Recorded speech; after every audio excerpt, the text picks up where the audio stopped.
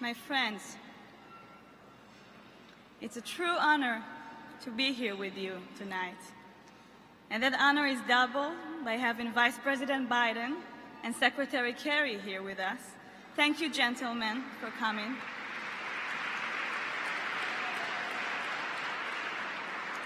To Mort Halperin and the J Street Board of Directors, thank you for having me. And congratulations to Ambassadors Kaplan, Solomon, and Sussman on this honor. I'm inspired by your commitment to the State of Israel, to its security, and to our shared principles of justice, peace, and solidarity. Thank you. Friends, I know you all join me here in concern for the victims of today's bus explosion in Jerusalem, and that you, as I, send your prayers and wishes for the speedy recovery. We are full of gratitude to our soldiers and police officers that risk their own lives every day to allow us to live ours safely.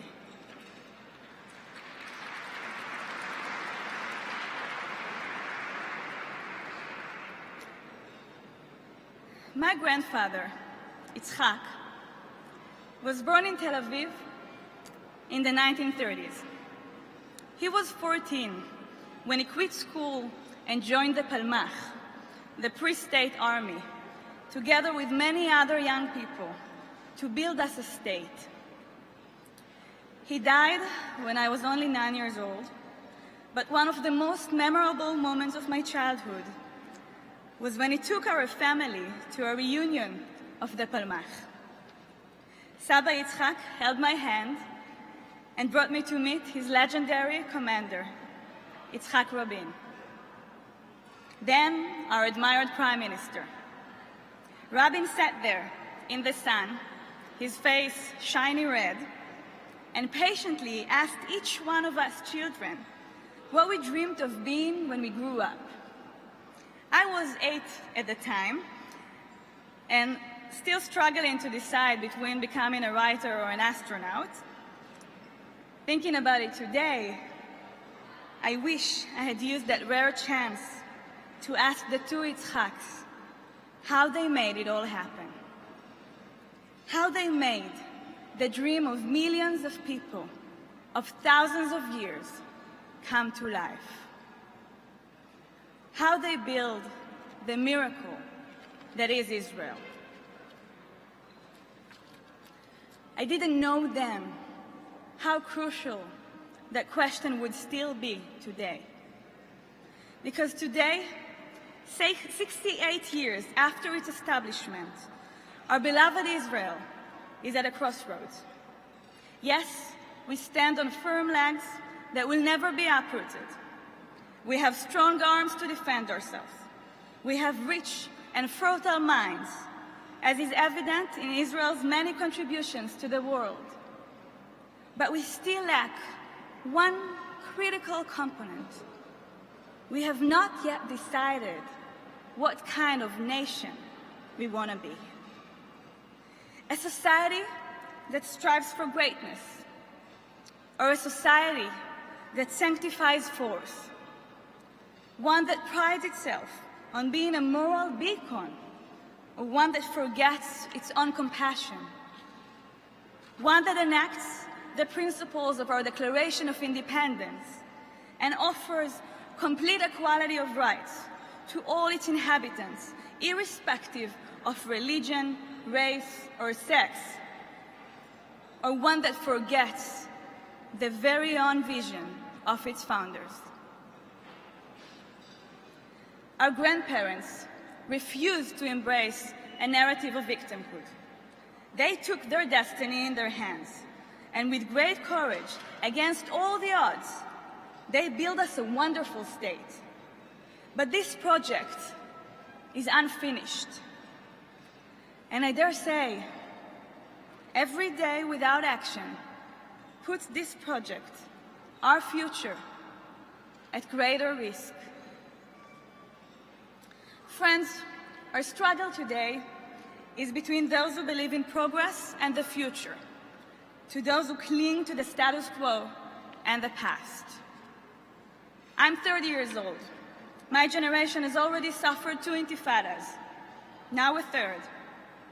Our bodies and souls are scarred by the suicide bombings of our youth. We lost brothers and sisters and dear friends in the wars of recent years. And these past 6 months, we've confronted a new kind of Palestinian terror, which has already taken the lives of dozens and injured hundreds of Israelis. This, my friends, is the status quo. A status quo of two peoples bleeding into each other, developing ever more hatred, growing ever more extreme. A status quo of an Israel increasingly distant from our international allies. A status quo of an Israel losing itself, losing hope.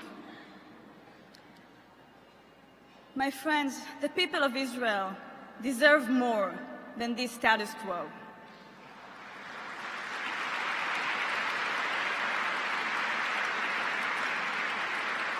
It's not only missiles and knives killing us, it's inertia, passivity in the face of great challenges. I often speak to young settlers and people on the right. I ask them, what are the solutions? Where do you see us in 10, 20, 50 years' time? The answer?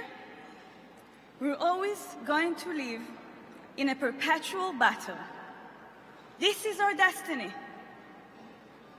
Well, the people of Israel deserve more than this. While today's right-wing leadership offers no vision, we offer a solution. It's not simple, and it may not be perfect, but it's the only solution with promise for our future. We must present the Israeli public with a clear-cut choice: either annexation of the territories with the millions of Palestinians who live there, and the end of Israel as a Jewish and democratic state, or a two-state solution, one that bears risks, but risks that are nonetheless outweighed by the danger of inaction. We can make it happen.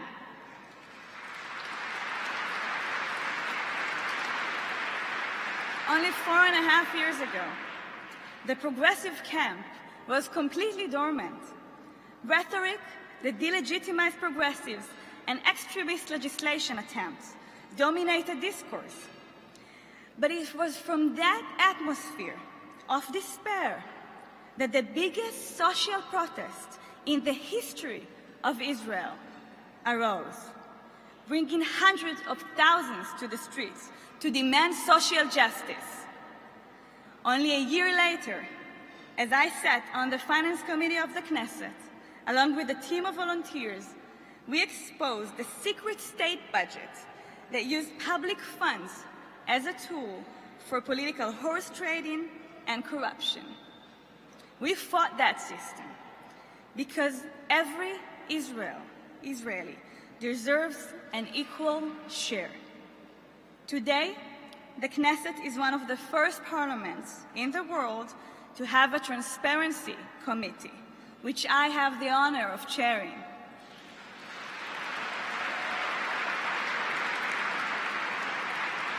My friends, in the exact same way we revolutionized Israel's economic and transparency challenges, it is now time to revolutionize the Israeli-Palestinian conflict.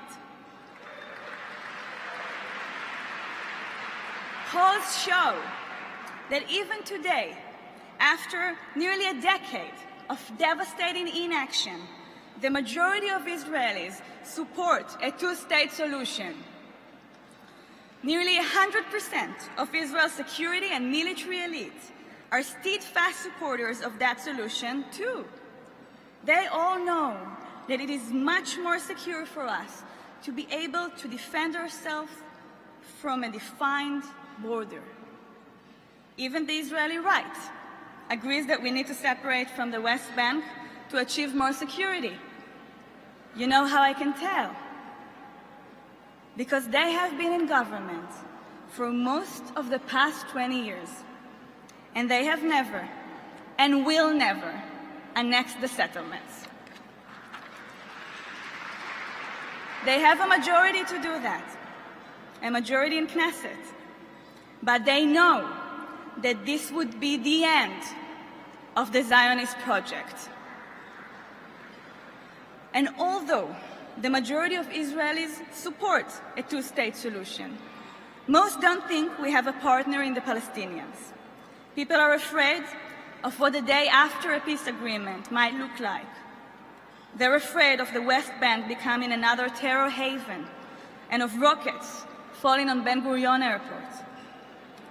While the fate of Israel lies in our own hands, the United States can help advance peace by guaranteeing Israel's security and by translating this commitment into pragmatic safeguards. We must make Israel's future secure, and we must do it today.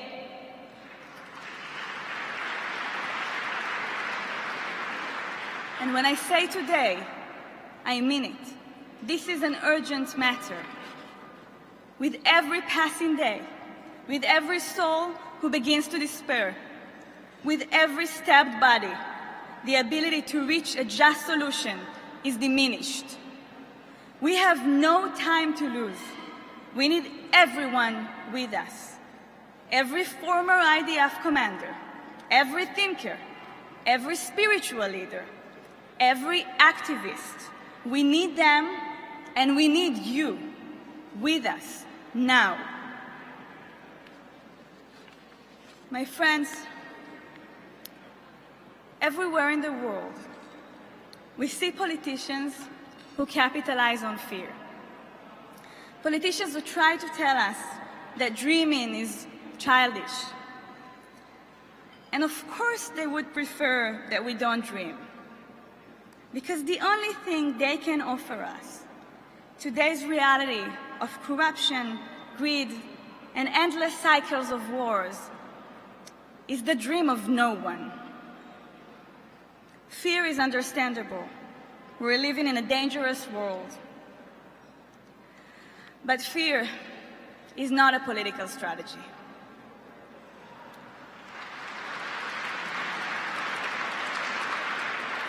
And fear, more than anything, was never the essence of Zionism. Zionism is about making the impossible happen. Those who really move the world are those who dare to dream. I'm a proud Zionist because I'm proud to follow a tradition of leaders who dare to dream and then found the most pragmatic ways of making our dreams come true.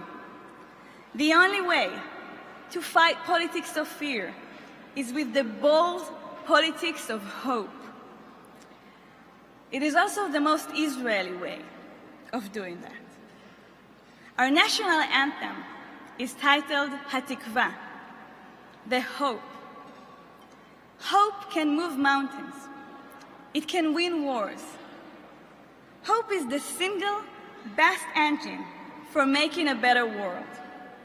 Zionism was born of hope. Hope is Zionism. And our hope is for a real security. Our hope is for every Israeli to have the same opportunity, no matter where or to whom they were born. Our hope is for an Israel where Jewish traditions flourish, constantly evolving, open to all streams of Judaism, allowing each one of us to marry, to love, to live according to our own beliefs.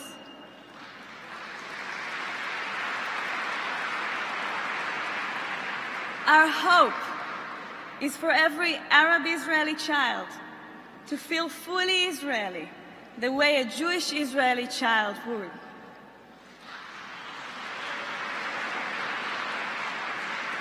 Our hope is for an Israel that forever retains its special, non-partisan relationship with the United States.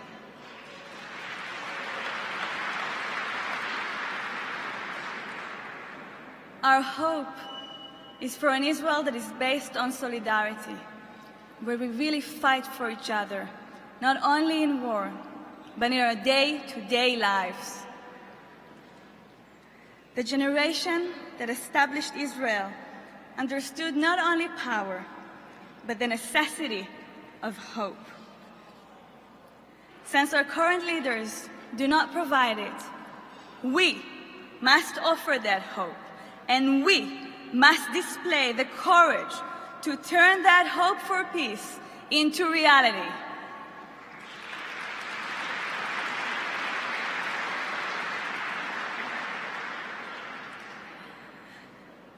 The Israeli author Yoram Kaniuk was the first person who tried to convince me to get into politics during the social protest movement of 2011. Kaniuk was born just down the street from Saba Yitzhak in the very same year.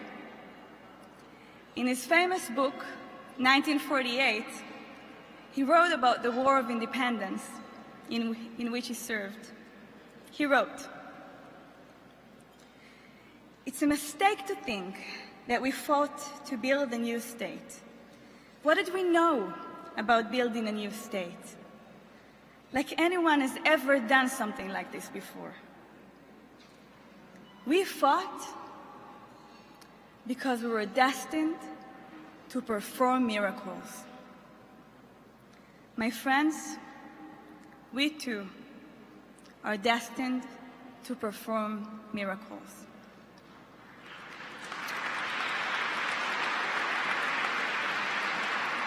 Together, we will. Thank you.